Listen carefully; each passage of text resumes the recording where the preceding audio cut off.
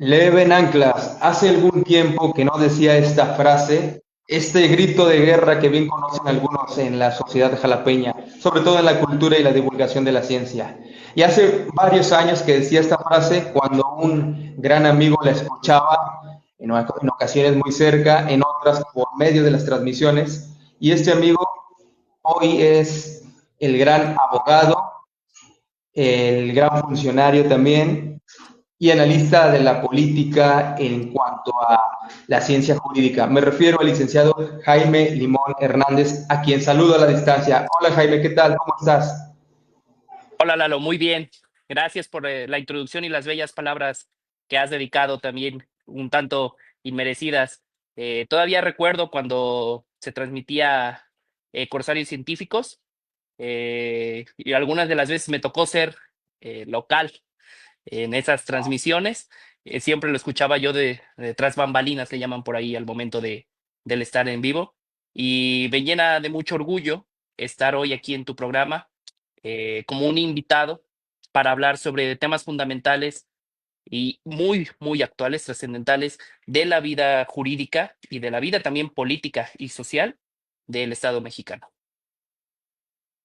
Pues muchas gracias. No es para menos esas palabras. Como siempre, te agradezco el apoyo y te agradezco sobre todo el compartir tus perspectivas en torno a estos temas.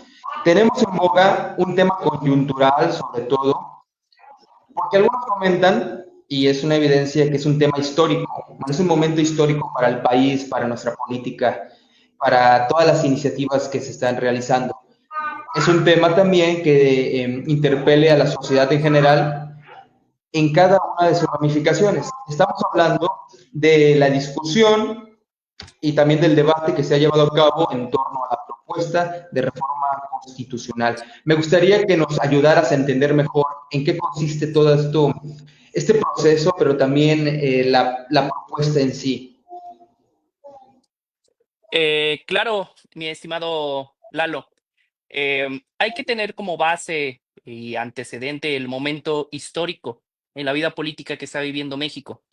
Y es un momento histórico, sobre todo por, primer punto, la cantidad de personas que tanto en 2018 como ahora en 2024, en las elecciones del 2 de junio, han salido a votar. Cada vez se ve una participación más activa de las personas, de ir y hacer valer su voz, de hacer valer sus decisiones a través del sufragio efectivo. Y eso es algo digno de celebrarse, es algo digno de reconocer y de seguir incentivando a todas y a todos los que conformamos este gran país para seguir ejerciendo ese sufragio. Desde ahí ya son momentos históricos. También atravesamos el momento histórico a nivel nacional de tener la primera mujer presidente en la historia de nuestro país.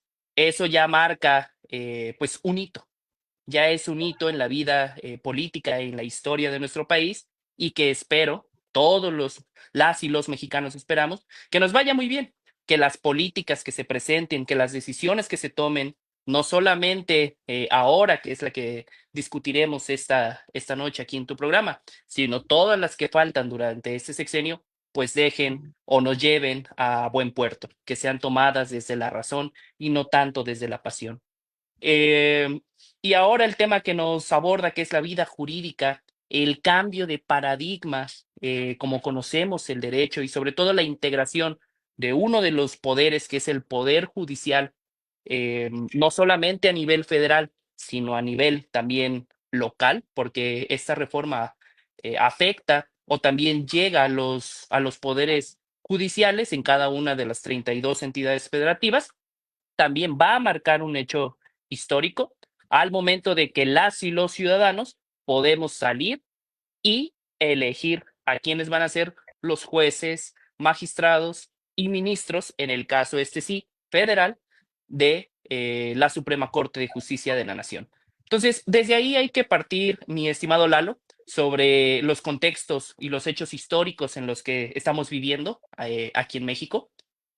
Sin embargo, también debo puntualizar que desde el gobierno, llámese federal o cualquier orden de gobierno, ¿no? El federal, el estatal o el municipal, pareciera haber una tendencia de quizá no sentarse y discutir o debatir, consensuar todas aquellas ideas que puedan ser distintas, diversas a las de la mayoría, ¿no? O a las de cierto grupo. Esto nos ha llevado a una reforma al Poder Judicial en el que se elijan, como ya lo decía algunos momentos atrás, de manera directa, es decir, de una representación directa a través del voto popular. Y eso es lo que ha estado eh, pues en boca en los últimos meses, desde que presenta las iniciativas el presidente de la República, el entonces presidente de la República, Andrés Manuel López Obrador, y que en septiembre, ya con el nuevo Congreso, se aprueba a través de la mayoría calificada y a través de las legislaturas estatales para que ésta pueda ser publicada en el diario oficial de la Federación.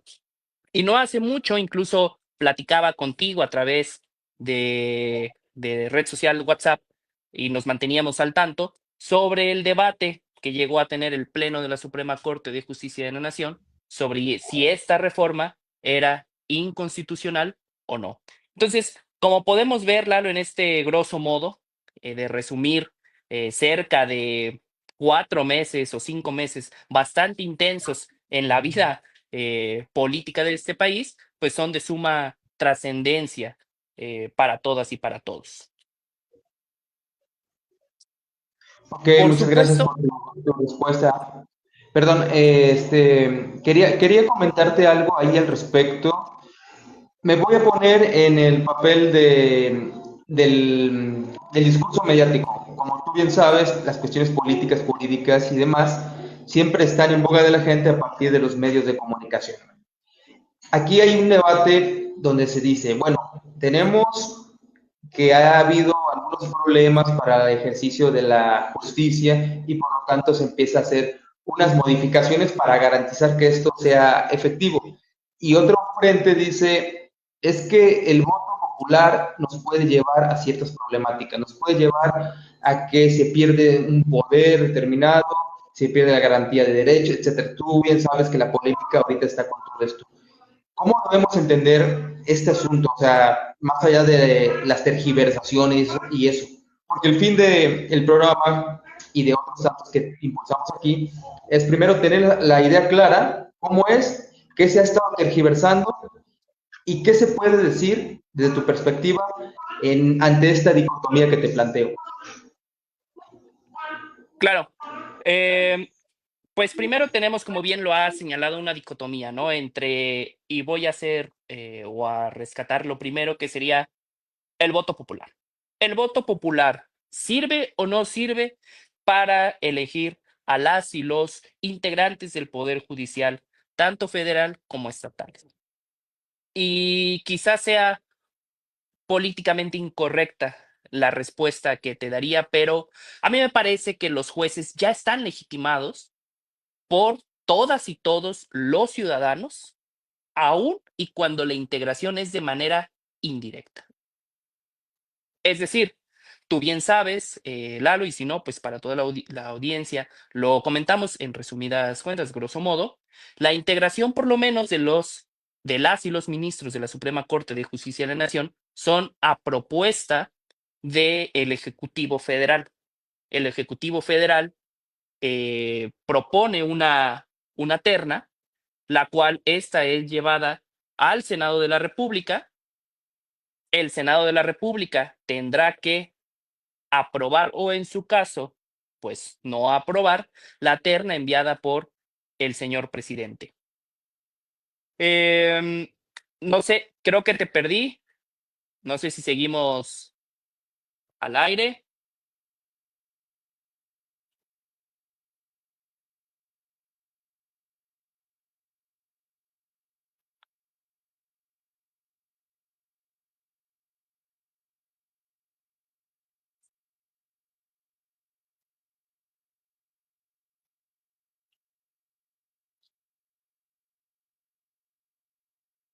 No sé si es mi transmisión y solo yo no te veo. Si me lo pueden poner en el chat, por favor. Yo veo que la transmisión sigue, pero no lo veo a él.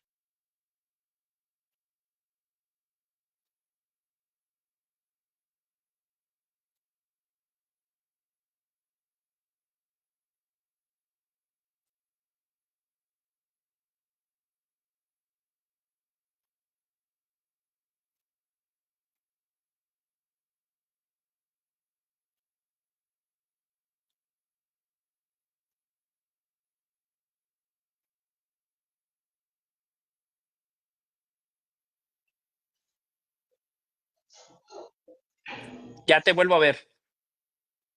¿Ya me escuchas bien? Te escucho. Ah, perfecto. Tuvimos ahí un pequeño eventualidad técnica, pero bueno, retomamos el diálogo. No te preocupes. Justo estábamos empezando a hablar sobre las elecciones y se nos cayó el sistema, ¿no? Curioso. Eh, Te comentaba que ahora se plantea sobre la elección, ¿no? De que quizás los jueces no estuviesen, para recapitular un poco, que los jueces no estuviesen legitimados a través de el voto directo. Sin embargo, estaba mencionando antes de que ocurriera los problemas técnicos que los jueces sí estaban legitimados a través de la votación indirecta, porque la propuesta la hacía el Ejecutivo Federal, que mandaba la terna en el caso de los ministros, de las y los ministros de la Suprema Corte de Justicia de la Nación, y esta era ratificada o desechada por el Senado de la República. Hay que tener bien en claro que los integrantes del Senado de la República, pese a que se tenga este discurso, el cual yo no estoy en contra, yo no estoy en contra. Yo creo que todas y todos los servidores públicos, desde el ámbito de nuestras competencias, por supuesto que tenemos que ser entes o personajes que sean cercanos a la gente. Tenemos que ser sensibles. Esta paradigma o esta idea de que el servidor público es una persona que prácticamente no se le toca, a quien siempre tienes que llegar con un oficio a pedirle algo, al que nunca lo ves, el misterioso. Esa visión ha cambiado bastante, eso ya no se tiene, pues esas prácticas no se tienen que seguir en México.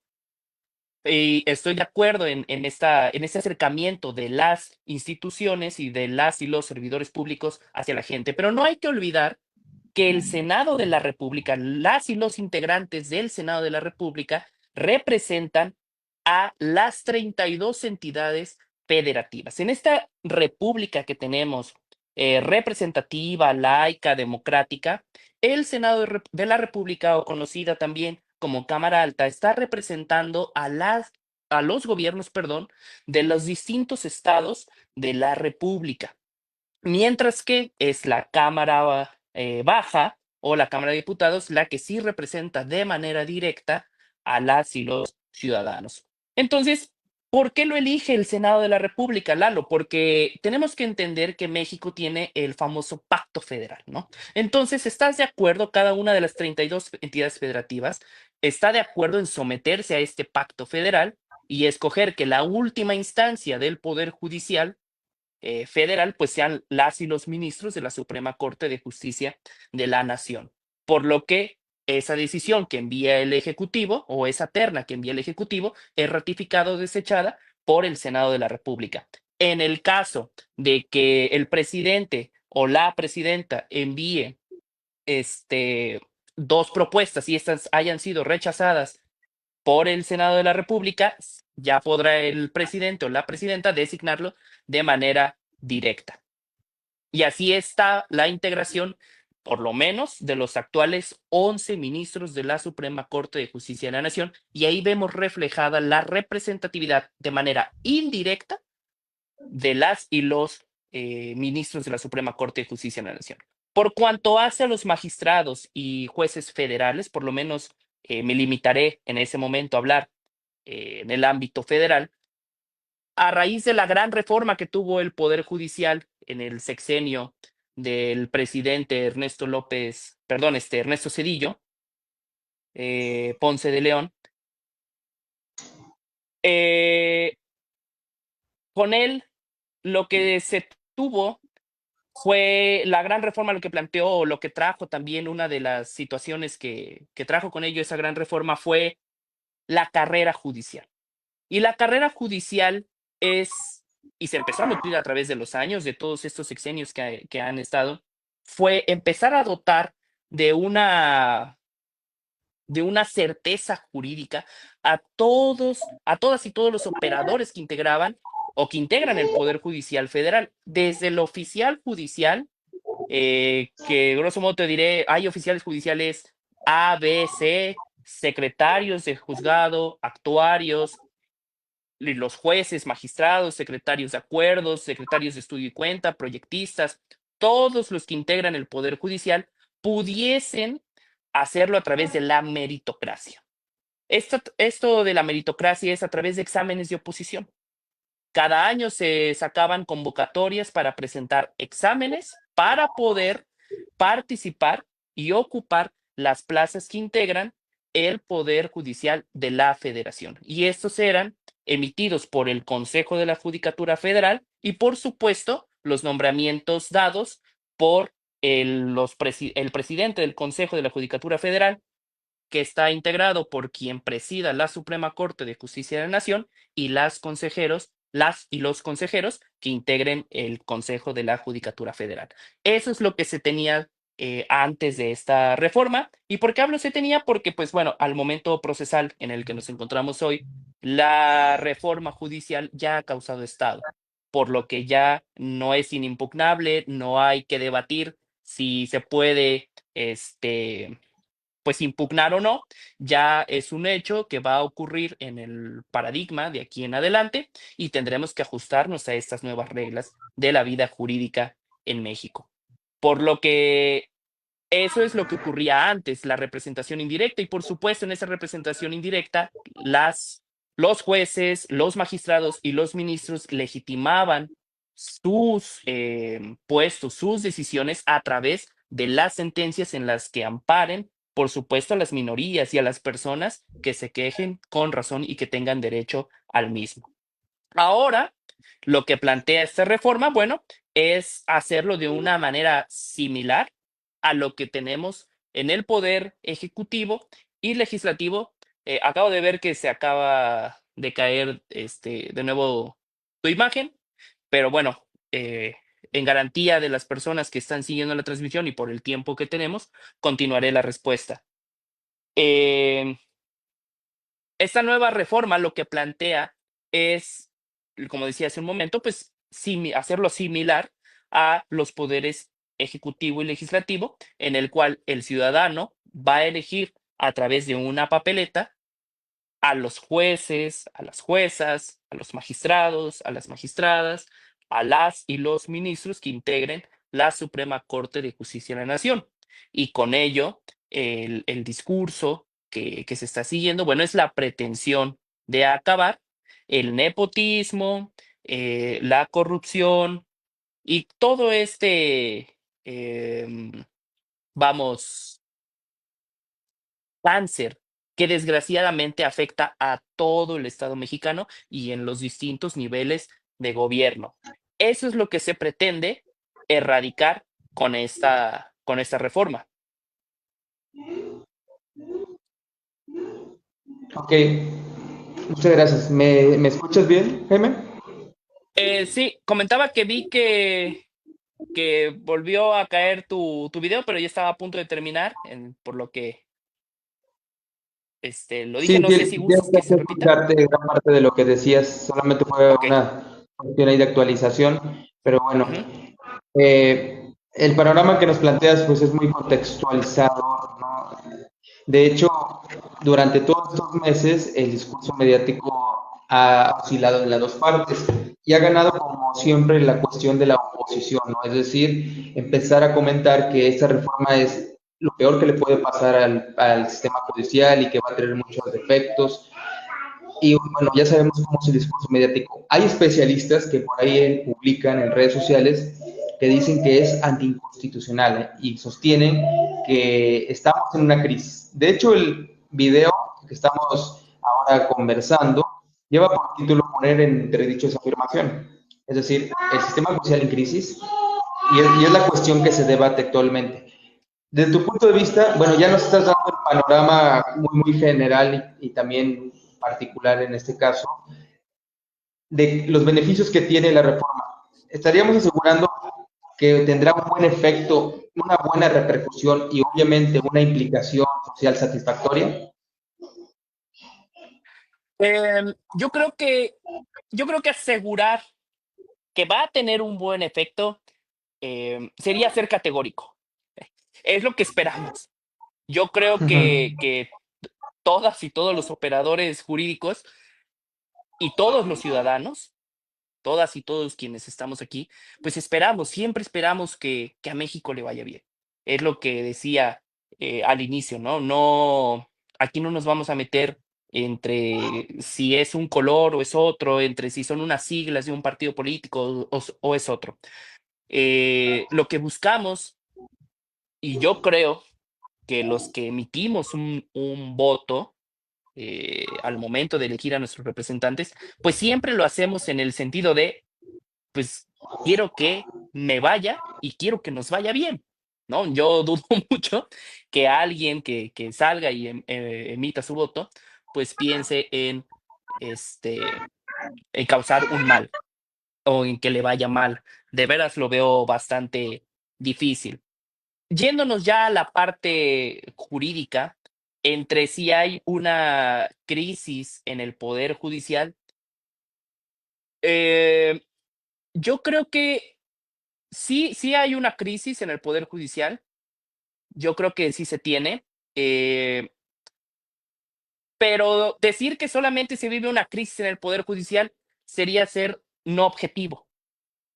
Sería cargarme hacia un lugar. Yo creo que todos los poderes que conforman al Estado mexicano, pues por supuesto que tienen momentos de crisis. Ahora se pone en tela de juicio lo que hablábamos en el momento pasado, ¿no? La crisis por la que atraviesa el Poder Judicial es sobre la legitimidad que tienen las y los operadores del Poder Judicial. ¿No? Básicamente, yo me atrevería a resumir que ese es el discurso político, ¿no? La legitimidad. Porque podemos, sin decir nombres, pero solo basta ver noticias, las propias conferencias de prensa para no meternos que si lo viste con X periodista que es chayotero, o si lo viste con X periodista que es del oficial, sin meternos en ello, viéndonos desde los canales oficiales o desde las redes sociales de todos y cada uno de los actores políticos actuales, pues pareciera ser este discurso repetitivo en el que empiezan a decir, pues quizá no voy a acatar la orden que diga X o Y persona integrante del Poder Judicial, porque pues no está legitimado.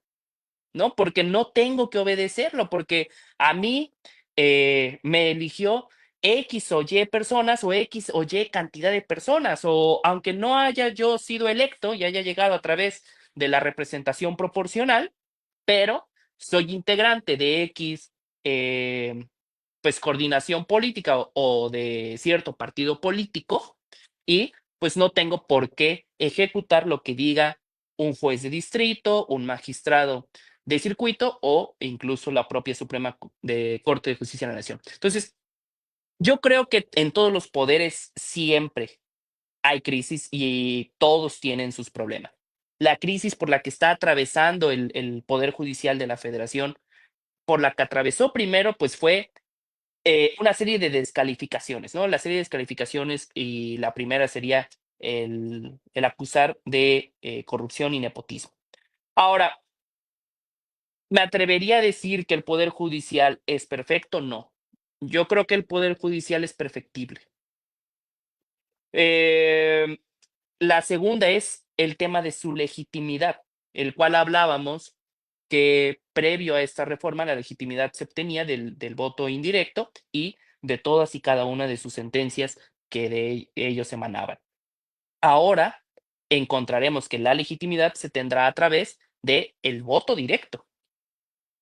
Entonces, creo que la crisis interna que tiene ahora el Poder Judicial y por supuesto sus integrantes, pues es el volver a reencontrarse, es el volver a decir, ¿sabes qué? Fuimos en la facultad de derecho que incluso a mí me pasó, ¿no? Nos enseñaron que prácticamente los jueces no son actores políticos y que, perdón por la palabra, espero no ofender a nadie del Poder Judicial. Yo incluso estuve trabajando en el Poder Judicial Federal, pero éramos ratones de laboratorio. Esa es la realidad. Éramos ratoncitos de laboratorio. Yo te puedo poner mi ejemplo en mi estancia en el Poder Judicial Federal, en el que había días, casi todos los días de trabajo, en el que entraba a 7 de la mañana y salía 11 de la noche, de lunes a viernes, y se tenía que instalar guardias para atender casos urgentes. Y el horario de 7 de la mañana a 11 de la noche era trabajar de manera constante. No había un momento para poder sentarse y decir, pues me haré pato en esta hora, ¿no? Eh, el trabajo era constante, el trabajo es pesado y por supuesto estás atendiendo el tema de todas y todos los que se quejan con justicia. Tienes que atender los miles y miles de casos que tiene el Poder Judicial que resolver. Creo que esa es la crisis que está enfrentando el Poder Judicial. Ahora, me tomaré el atrevimiento de decir también que se hablaba sobre la crisis en el Estado de Derecho, que si la crisis de este Estado constitucional democrático que es México se estaba orquestando o se estaba viviendo. Yo creo que sí.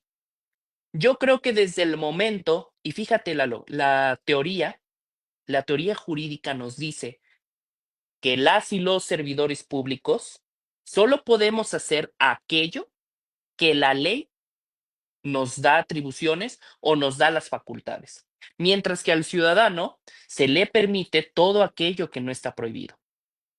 ¿Dónde encuentra el límite? Pues las y los servidores públicos, uno, en la ley, y dos, si incurrimos o nos extralimitamos en nuestras funciones, lo cual transgrede la seguridad jurídica, es el Poder Judicial el que nos pone un freno. Ahora, lo que algunos del lado de la oposición están pues abiertamente diciendo es que quizá este hecho donde el Poder Judicial esté integrado por el voto popular y que sean los candidatos emanados por 10 integrantes del Poder Ejecutivo, 10 integrantes por el Congreso de la Unión, 5 de la Cámara Alta y 5 de la Cámara Baja, y 10 integrantes por el Poder Judicial, pues quizá la imparcialidad que tengan los jueces se vea mermada. Habrá que ver. En este momento ese es el discurso que se está diciendo. También en el 95, cuando se le hizo la gran reforma al Poder Judicial, pues se hablaba de prácticamente un desastre y que México en temas jurídicos, pues prácticamente estaba en el suelo, ¿no? Habrá que ver la respuesta que tenga los operadores del Poder Judicial, porque podemos diseñar cualquier situación de un gran modo o podemos tener la mejor idea en mente. Desgraciadamente somos nosotros, los operadores, los que nos encargamos de destruir o construir aquello por lo cual hemos luchado como mexicanas y como mexicanos por tanto tiempo. De nuevo he perdido tu imagen, Lalo. No sé si me estés escuchando.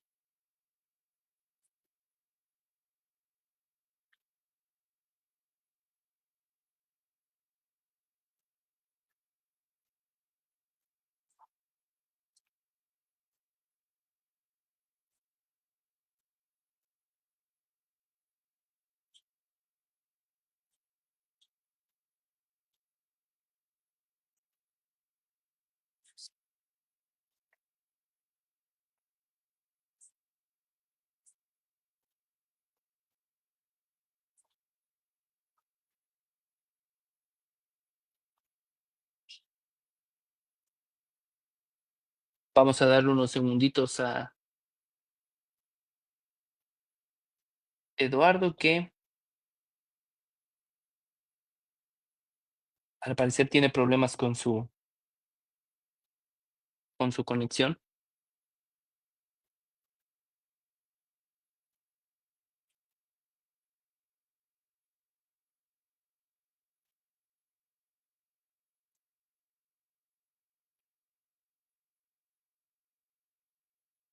Aprovecho para saludar a las personas que nos están mirando. Detecto que hay 4 personas. Me aparece algunos contactos míos. Para Ivette y para Ariel, que acaba de unirse. Hola, justo estamos hablando de temas. Para Luis Fernando, también un gran saludo y abrazo. Estamos ahorita en una pequeña pausa porque al moderador se le acaba de caer su transmisión y pues hay que esperarlo.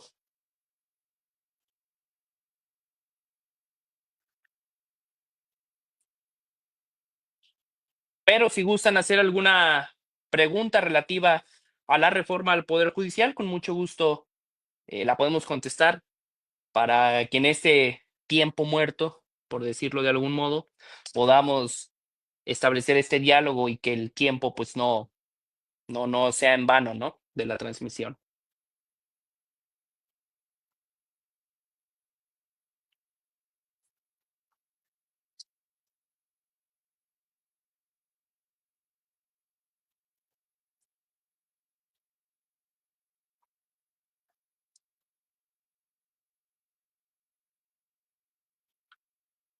Y les agradezco pues por estar aquí, al licenciado Rodolfo que acabo de ver eh, que acaba de ingresar. Gracias, gracias también por unirse. Comenta Ariel, ¿qué tan buena o mala es la reforma? Em, es una pregunta bastante, bastante difícil. Intentaré ser lo más políticamente correcto, como al inicio de la transmisión lo mencionaba. Y creo que te voy a contestar de una manera breve y muy concisa. La reforma ya es un hecho, la reforma ha causado estado, como los abogados le decimos. Se causa estado cuando ya no hay ningún medio por el cual se pueda impugnar o pueda revertirse. Pero si me preguntas entre la no reforma y la reforma, yo me quedaría con la no reforma.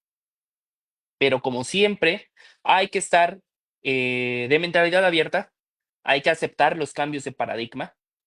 Creo que tenemos que avanzar y vivir con lo que ahora nos toca. Me tocará volver, yo creo que a regresar a la Facultad de Derecho para conocer cómo es que se tiene que ejecutar en esta ocasión todos los trámites en el Poder Judicial, ¿no? La integración, el sentido, hasta saber si la época en la que están sacando, perdón, las tesis o sus precedentes, las y los ministros de la Suprema Corte de Justicia de la Nación, vaya a cambiar.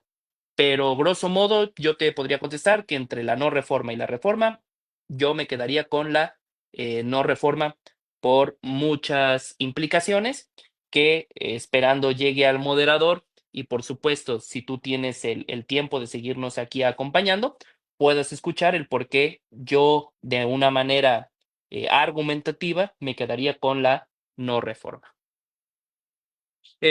Comenta Ivette, con esta reforma al Poder Judicial, ¿cómo se vislumbra el rumbo del país? Me refiero a los escenarios posibles.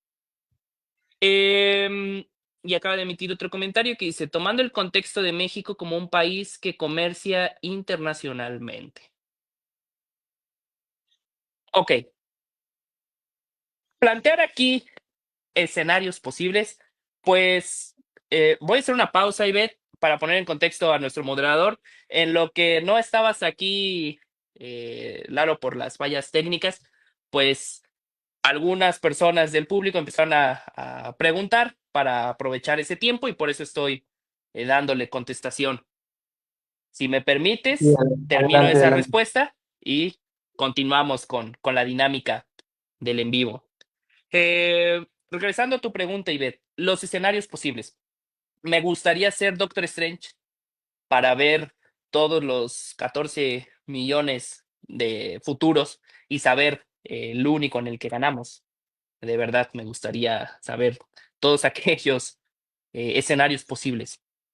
Em, Me gustaría a mí pensar, y es lo que de veras quiero como jurista, el escenario posible o el mejor escenario para México es en el que las y los operadores del Poder Judicial mantienen la imparcialidad y la objetividad y la excelencia con la que debe desempeñar su trabajo. Por supuesto, estos principios tienen que imperar en los demás poderes y en los distintos niveles de gobierno. Es decir, la objetividad, la imparcialidad y la excelencia también tiene que ser unos principios rectores del poder ejecutivo, del poder legislativo y del poder judicial y en los distintos niveles de gobierno. Ahora, como estamos hablando solo del poder judicial, yo esperaría que lo que se dice que la integración a través del voto directo y en lo que hablábamos, ¿no? De que los partidos políticos pudiesen tener o las personas que integran el poder ejecutivo, el legislativo en cada una de sus cámaras y el judicial cuando propongan a sus candidatos y estos aparezcan en las boletas, puedan perder su imparcialidad, esperemos que así no sea. Y que lleguen las personas más calificadas a realizar su trabajo. Yo creo que ese es el escenario mejor posible, es lo que de veras esperamos todas y todos que le ocurra a México. Y ya en el tema del comercio exterior y esta mundialización que se tiene con distintos países, ahora que tuvimos, o bueno, no tuvimos, sino ahora que acaba de ocurrir la elección presidencial con los Estados Unidos, em, pues yo no soy experto en temas económicos.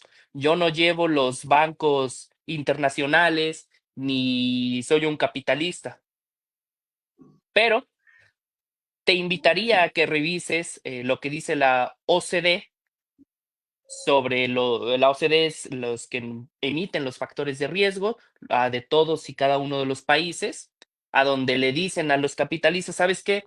Este país puedes invertir, en este no, este tiene estos riesgos, este tiene estas deficiencias, y que revises por ahí el punto número 13 del 13 al 15, que lo leas, que investigues y que quizá podamos tener una plática más profunda acerca del tema comercial, si la reforma al Poder Judicial afectará o no, eh, pues en tema del comercio, ¿no? En tema de los capitalistas, cómo es que el capital percibe esta reforma. Pero yo creo que primero tendríamos que hacer una investigación con entes que son precisamente imparciales porque son internacionales y bien documentados. De momento, yo creo, considero que sería mera especulación, porque ni siquiera se ha llevado a cabo o materializado más bien la reforma al Poder Judicial.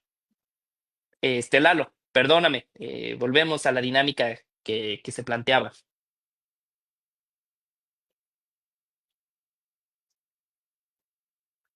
Lalo,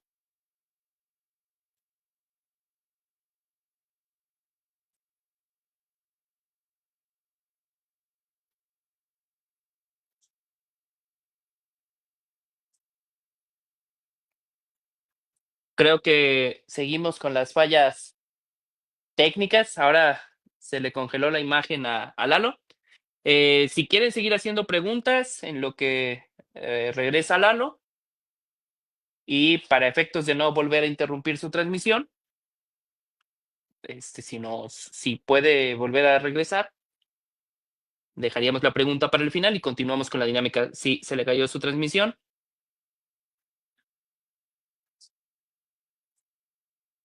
o si alguien quiere seguir amonando con su pregunta, no sé, Ariel o Ivette, o el licenciado Rodolfo, Luis y los demás que nos estén mirando.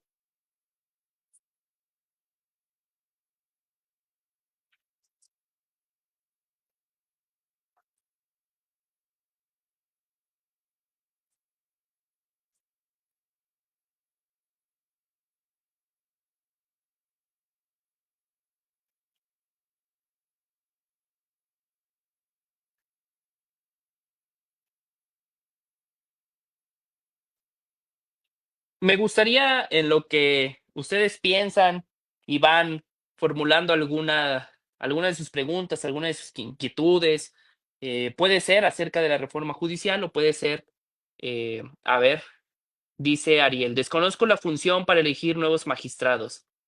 Si es tan mala como mencionan, eh, o bueno, jueces o eso. Me gustaría primero aclarar o entender mejor tu pregunta. Tan mala, ¿qué es lo malo? Porque hay personas que dicen que hay algo de bueno, que hay algunos puntos malos, incluso se ha reformado. ¿Y cuál es tu inquietud? ¿Cuál sería el punto que quizá es el que a ti te llama más la atención o el que te hace causar duda, ¿no? Puede ser desde el voto directo, o sea, tu pregunta sería si más bien elegir de manera popular o por sufragio universal es malo. ¿Esa es tu pregunta? En lo que me contestas en el chat para yo poder darte una respuesta pues más, más extensa. Leo la del licenciado Rodolfo. Dice, ¿qué aciertos encuentras en esta reforma? ¿O no existe pros en ella? Bueno, la del licenciado Rodolfo me parece que está ya más, más objetiva, más sintética y la contestaré bastante rápido. Por supuesto que encuentro aciertos en esta reforma. El primer acierto que veo yo es la intención de querer combatir la corrupción y el nepotismo. Siempre que sea esa la intención genuina de realizar alguna reforma o cambio a alguna institución, yo la aplaudo y creo que ese tiene que ser el camino. El nepotismo en el poder judicial sí se llega a dar. La corrupción en el poder judicial sí se llega a dar. Es inevitable. Lamentablemente no es el poder judicial como institución la que sea corrupta o esté podrida, como podríamos llamarlo. Lamentablemente somos las y los operadores que en algún momento sucumbimos ante alguna tentación o que no tenemos principios éticos pues firmemente arraigados, los cuales nos permitan ejecutar pues nuestro servicio, nuestra encomienda, como mejor se merezca el pueblo de México. Y en un segundo punto que rescataría es las resoluciones de las sentencias. Las resoluciones de las sentencias, la reforma te dice que prácticamente, si no me equivoco, ahorita quizá esté confundiendo los datos entre el amparo y por lo menos las sentencias en índole penal, pero ya se llega a hablar sobre que las resoluciones finales de los jueces se tienen que dar en un plazo de 6 meses a un año. Entonces, a mí me parece fabuloso, me parece francamente increíble. Eh, Nosotros como abogados, ya incluso hasta cuando el cliente nos preguntaba o nos pregunta, oye, para tramitar mi amparo, ¿cuánto crees que se tarde? Y esta cara es la que teníamos que hacer y decirles, pues, ¿sabes qué? Pues fácil te vas a aventar unos 8 meses. Eso en la primera instancia, hablando del amparo indirecto que es instancial. Espérate a la revisión. Y en un amparo directo ni se diga, te puedes tardar un año o 2 años. En un proceso penal, hay personas que tienen 5, 6 años sin tener una sentencia, a la cual todavía tendrían que recurrir. Entonces, esta reforma lo que plantea en tema de acotar y hacer o ejecutar, materializar un principio, un derecho humano constitucional, el cual es la justicia pronta y expedita, pues precisamente hay que aplaudirlo, hay que reconocerlo y hay que apoyarlo. Eso es algo bueno que también tiene esta reforma judicial. Como todo, al final, eh, quisiera poner un ejemplo quizá burdo, ¿no? Cuando uno tiene su casa y vives con distintas personas, pues habrá algunas personas que dirán, ¿sabes qué? Yo quiero pintar mi casa de color blanco, las paredes blancas. Habrá otras personas que digan, yo quiero pintarla de color chocolate, y no por ello significa que una idea esté errónea y la otra no. Simplemente son perspectivas. En todo cambio hay algo bueno y hay algo malo. Para las personas que quizá, como decimos en la jerga común aquí los mexicanos, ¿no? Depende cómo te vaya en la feria. Si estás de este lado y te está yendo mal, pues vas a ver mayores índices o mayores retos o complicaciones en esta reforma. Pero si estás de este lado o lo intentas ver de un modo más objetivo, le vas a encontrar los lados positivos o el lado bueno. Y Ariel nos comenta, ¿de qué manera esta reforma toma en consideración la voz popular? Ok, Ariel, como mencionaba, ya regresó Lalo. Ahorita dejamos tu pregunta para el final para poder continuar con la dinámica que trae el moderador. Lalo, por favor. Sí, muchas gracias por sus comentarios hasta el momento. Por estas eventualidades, pues he tenido que ausentarme involuntariamente, pero me gusta la dinámica que está tomando Jaime con respecto al público. Esta discusión obviamente va a seguir, las dudas van a seguir y claro, las preguntas muy interesantes como estas que están haciendo. El tiempo se nos termina. Yo los invito a que sigan comentando, seguramente no va a ser la única vez que tengamos este tema porque da para mucho, sobre todo esas implicaciones económicas, comerciales, jurídicas y éticas que se están planteando aquí. Son muy interesantes y me gustaría que las retomáramos. Tenemos que cerrar ya por el tiempo y también por estas eventualidades que no cesan. Me gustaría que comentaras unas palabras finales para el público, Jaime, y pues, para cerrar ya la transmisión. Eh, claro, bueno, primeramente me gustaría ofrecerles una disculpa por los inconvenientes técnicos que hemos tenido. Hablaré con Lalo para ver si en algún otro tema o alguna extensión de este tema podemos hacer una transmisión quizá no tan encharcada. Y la reflexión que queda sobre el tema, la reforma al Poder Judicial, yo lo que siempre diría es, hay que unirnos. Hay que unirnos para lo bueno, para destacar lo bueno, como contestándole a la pregunta del licenciado Rodolfo, ¿no? Entre los beneficios o los aciertos que tiene esta reforma, pero también organizarse la sociedad civil para levantar la voz en lo malo. Pero no solamente escribiendo un tuit o un TikTok, ¿no? Compartiendo un TikTok de X o Y creadores de contenido. Ahí no se levanta la voz. Levantar la voz es venir a este tipo de espacios como lo hacen las personas que están comentando, como lo harán las personas que verán este video resubido, que quizá algunos comulgarán con mi punto de vista, habrá otros que definitivamente lo rechacen y es válido. La pluralidad de ideas tiene que permear en este país. La pluralidad de ideas, aceptar que cada una de las personas que integramos México pensamos distinto y que todos podemos llegar al final de la meta corriendo, caminando de manera distinta, pero siempre buscar, por supuesto, el beneficio mayor de este país. Centrándonos en la reforma al Poder Judicial, la cual, como lo mencionaba, ya es un hecho, es, y si nos da para un video para más, Lalo, si tú lo gustas agendarlo, podemos hablar incluso de la reforma de supremacía constitucional, que nos da para hablar, vamos, 5 o 6 sesiones, aparte que también es una reforma que se hizo a la Constitución, donde limita también al Poder Judicial, pero tiene otras implicaciones.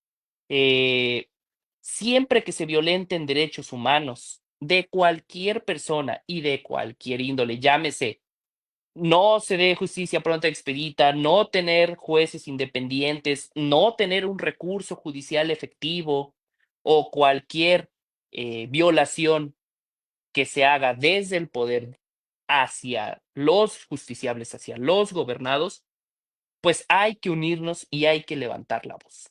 Solo así, a través de la pluralidad de ideas de ideas, perdón, y de la manifestación de estas, y que las manifestaciones sean pacíficas, que sean razonadas, que sean fundamentadas.